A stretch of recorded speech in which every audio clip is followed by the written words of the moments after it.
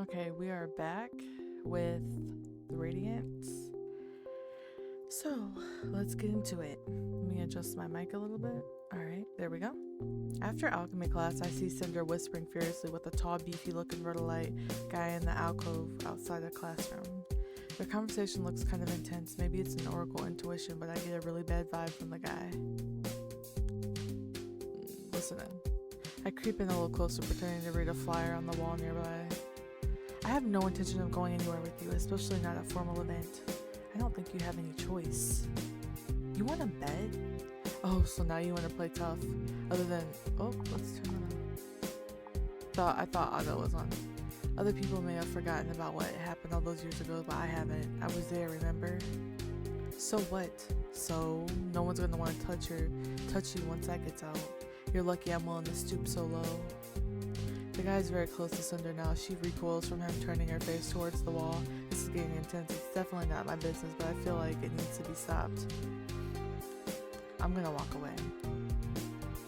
Whatever Cinder has going on with this guy, it's got nothing to do with me. Cinder certainly wouldn't stick her neck out to help me, so I'm not sure I want to do the same. I'll let them handle their issues themselves. Smart move. Time for today's elective classes. Alright, what did I pick for today? Zoology? No, chanting. Breathwork is an essential component of chanting as it helps students develop control and stability in their voice. Today we learn how to use the diaphragm to control our breath, which allows us to produce long, sustained tones without straining the vocal cords. This type of breathing is known as diaphragmatic breathing or belly breathing. Look, I'm not the best reader or person that knows a lot of words, but we're gonna read anyways. We don't discriminate here. I am almost at the end of the hallway when an arm grabs me from behind and a hand clapping over my mouth. I make a muffled yell, but the person's already dragging me towards the nearest classroom. I attempt to fight my way out of this person's grasp and to manage to break free just as the door to the room closed behind us. I whirl around to face my attacker and stop in surprise. Kai? Kai makes a frantic shh motion and peers out the window of the classroom. I move toward the tiny classroom window and look out. The hallway's empty. What are we looking for?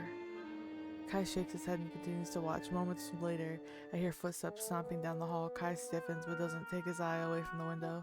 A large hulking figure, maybe a professor, appears in my line of sight, completely covered head to toe in some sort of goopy beige substance. Is that oatmeal? Kai makes that same shh motion again and shoves us both down below the window, backs towards the door of the room. Despite my curiosity, I dare not to make another sound. A few minutes pass and Kai peeks up at the window again, giving a big sigh of relief. Oh, I think he's gone. What just happened? Kai finally looks at me and gives a sheepish grin. Well, it was kind of a prank gone wrong. What kind of prank? I meant to get my buddy Iwan. It was going to be great. A bucket of oatmeal I stole from the kitchens all over his head. Didn't exactly expect my botany professor to show up. Does he know it was you? I can't be sure. I ran out of there so fast, going, good thing about being a kitsune. I'm a much faster runner than most. He couldn't catch me. He only saw someone running in the opposite direction. Lucky break. Luck? Nah, this is just pure skill. I said skill. Skill. Sorry I grabbed you like that. I was worried if you saw me, the professor might ask you where I'd gone. Did I totally freak you out? Yeah, a little. I'm not exactly used to being accosted in the middle of the hallway. Kai looks at me with a mischievous grin. I didn't realize you'd be so soft until I grabbed you. Ooh. Yuck. What? Yeah, you're all soft and squishy like a teddy bear. Well, I can be pretty cuddly. Kai seems surprised by my comment, but his grin broadens. Guess I'll have to accost you in the hallways more often. Pretty sure I wouldn't mind that scenario. So is it safe to leave now, oh master prankster? If I didn't know any better, I'd say you're disparaging my pranking abilities. Well, based upon the one prank I've witnessed... Shh, don't even say it. This one may not have gone as planned, but you haven't seen anything yet. I was the prank master at my old school. I just need to work a little harder to re-earn my title here. Of course. Well, I look forward to witnessing your success. Oh no, the professor's coming back this way. Time to go. He never saw me. Kai is gone in a flash, and I'm left alone in an empty classroom. The botany professor lumbers past the door, still covered in goopy oatmeal. It doesn't seem he will find his culprit. I give a small sigh and head back to my room. Are we ever going to read that book again? About the oracles? Or were we done with that? Was it just a book of like 3 or 4 pages? The book of 4 pages. It's time for this week's club meeting. Tanya is practically vibrating with excitement when she sees me during the next class meeting. Nori, tell me everything. Did you hear the ghost again? Did you see it? I give an excited Tanya the rundown of my ghost experience with the previous week. However, I decided to leave out the part about the ghost insisting I murdered him. I certainly don't need that rumor to start spreading. So he doesn't even know his name? Nope, he doesn't remember much at all, only the fact that he died in that room and he can't leave it. This is so fascinating. So you think you might be able to keep talking to him until you get some more clues? Maybe, I'm not really sure. I don't know where to begin. Well, we can work on that together. Let's dig into this mystery. We spend the rest of the meeting discussing various ideas with other members about what could lead us to solve the mystery. Tanya compiles a list of all the students that died at Sarenville, hoping that one of these names might trigger the ghost's memory. Dex is surprisingly quiet during the entire meeting. I know he doesn't believe in ghosts, and I expected some snide remarks when he heard about my experience.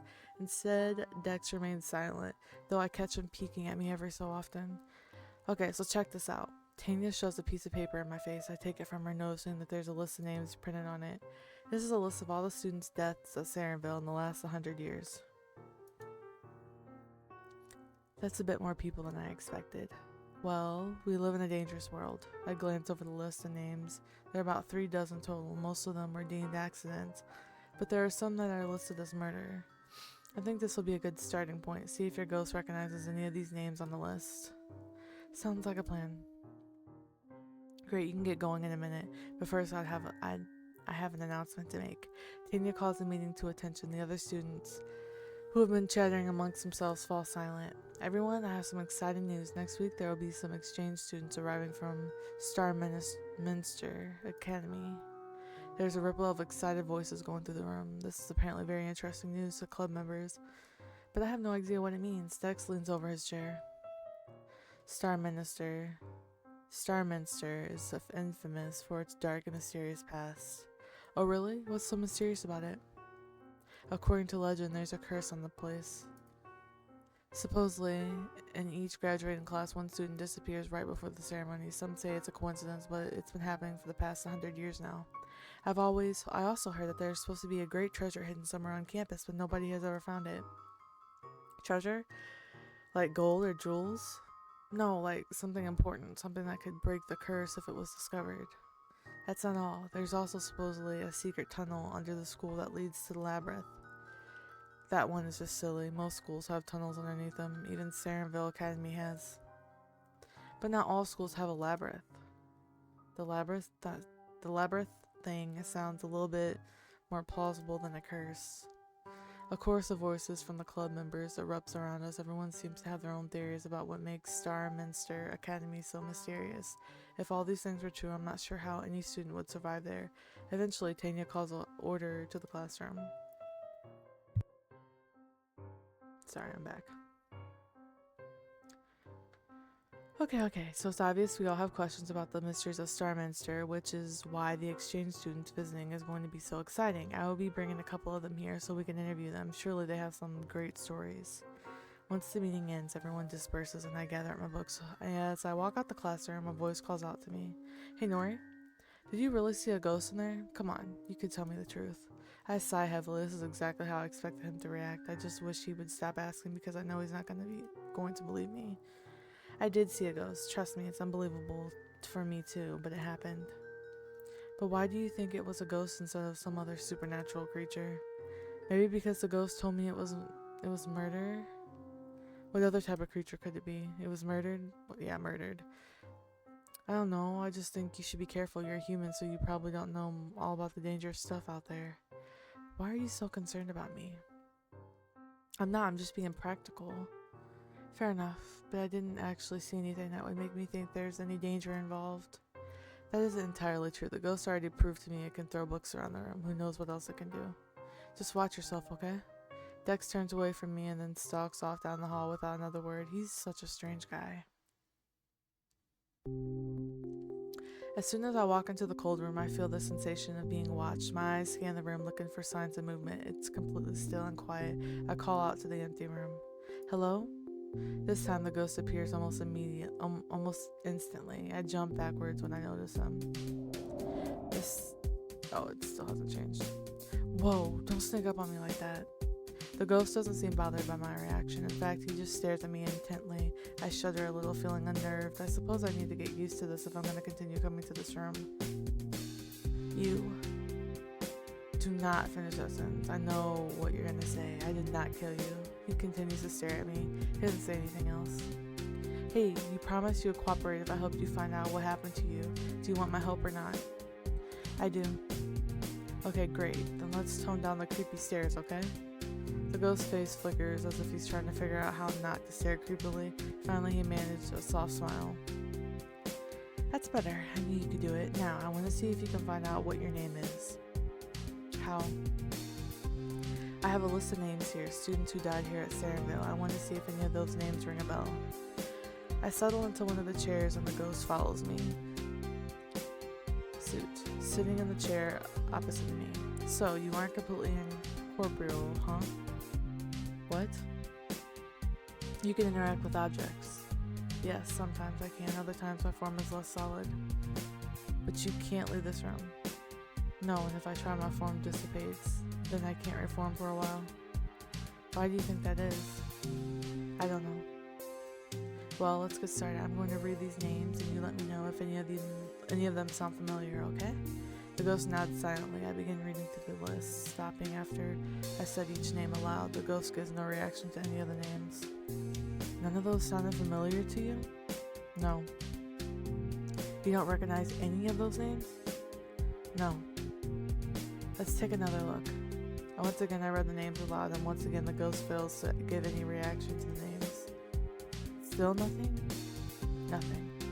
I sigh and push the list aside. Somehow I was sure we'd be able to find the ghost's identity this way. I wonder if there's some other method I haven't considered yet. I guess we'll have to keep searching. Why are you helping me? Because you're stuck here until you can move on, right? I figured maybe if I gave you some closure that you could go on wherever you were going. Is that true? Yeah, I think so. At least I hope so, but either way I'm not going to give up finding out who you are. The ghost smiles softly at this, and we sit in silence for a few moments.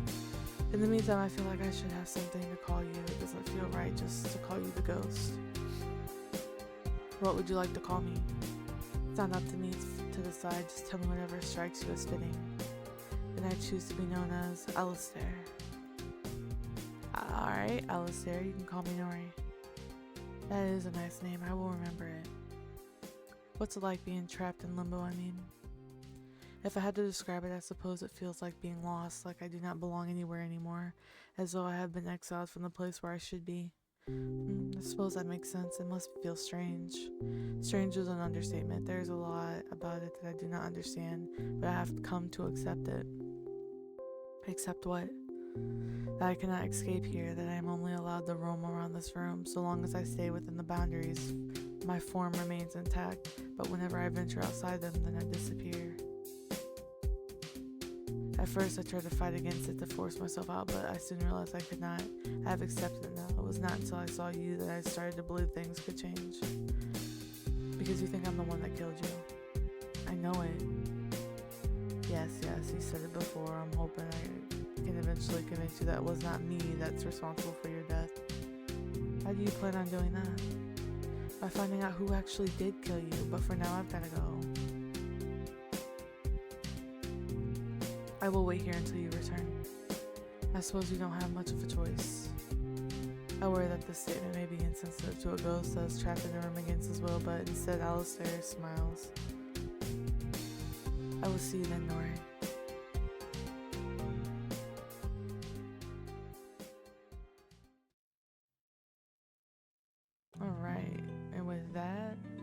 gonna stop there. Thank you guys for listening, and I'll catch you in the next one.